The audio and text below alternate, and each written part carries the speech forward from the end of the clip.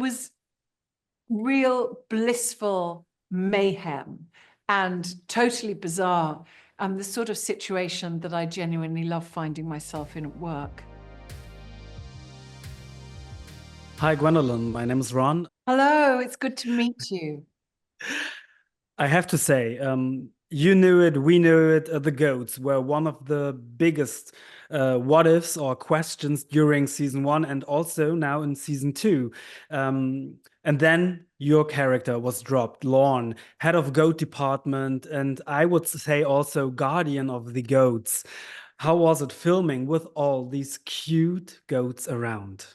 I really loved it. I was looking forward to it, but nothing prepared me quite for the experience, because I don't think I've ever, not sure that many people have been in a cordoned off environment with 50 goats before. And they are just free, and they are everywhere you look. And it was just extraordinary. At one point, 3 goats jumped up on me, and I was giving them treats, and I just loved them. They jumped up, and I'd become fearless around sort of live animals through the work I'd done, just being in fields and being around sheep and cows. Cows are a bit more scary, but being around those kinds of animals. And I was just, and I really do love animals. And I was just delighted that they wanted to interact. One did actually jump up at me, sort of into my arms, and I carried the goat around. And then actually there was one moment when Britt and Adam and we all climbed up to the highest peak of the sort of mountainous landscape golf course that we'd use, that mountainous area of mammalians nurturable. And we all stood there holding goats and with goats while Ben took some photographs of it. But it was gloriously surreal because there's just goats everywhere. They clamber on you, they eat your clothes. I remember doing the scene and there was a goat nibbling at Adam Scott's ear while he's delivering a phenomenal performance. You know, it's a testament to how outstanding he is as an actor, that he's able to just carry on even with a goat nibbling at his ear.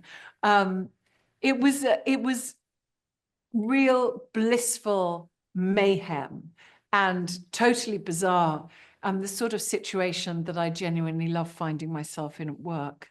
It was a dream. It sounds like you had a lot of fun, but how did it come along? Because I know there are a lot of ways to join a project. What was it like for you and Severance? How did your paths cross? Well, it's a story I've told quite a lot, but I'm going to try and be quite brief about it. I've long been a fan of Ben Stiller's work. I think he's a real maverick. And I watched Escape at Dannemora, and I thought it was an extraordinary piece of work. It had such grit and reality to it, and really interesting, multifaceted characters. And I was quite obsessed by it. And it was also abstract and extremely imaginative, and I really adored it. I wanted to work with him. And we met just before the pandemic, and I really wanted to work with him. We wanted to do something, and he told me about the show he was doing, and I thought it sounded interesting, but nothing prepared me for the brilliance of it. When I watched season 1, I thought it was the freshest, most original show I'd seen on television for years, and it ignited my imagination like nothing else had since maybe Twin Peaks when I was a child. I found it just endlessly rewarding to watch, and on multiple viewings of it, it just seemed to get richer and richer, which is a real accolade given our landscape of how we consume television entertainment now.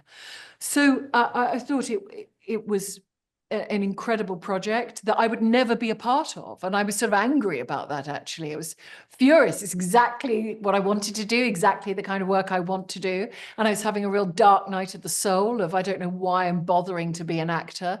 And I woke up in the morning and there was an email asking me if I would like to be a part of the show. It was a real hallelujah moment.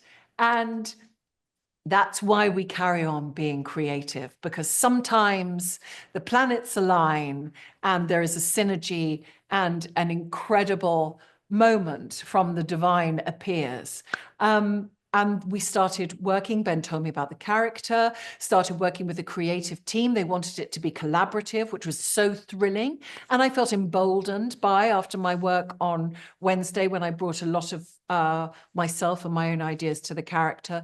And they were so respectfully and generously embraced and shaped by the brilliant Tim Burton and his team. So I felt at some level of confidence in my own creativity. And Ben was hugely supportive and encouraging. So I had to overcome my own natural anxieties about working with these great people. And we worked together for over a period of time, shaping who the character was. And then I was just sort of like a child in a sweet shop. When I arrived, I was beside myself, being in the sets, walking through the corridors. It was bliss.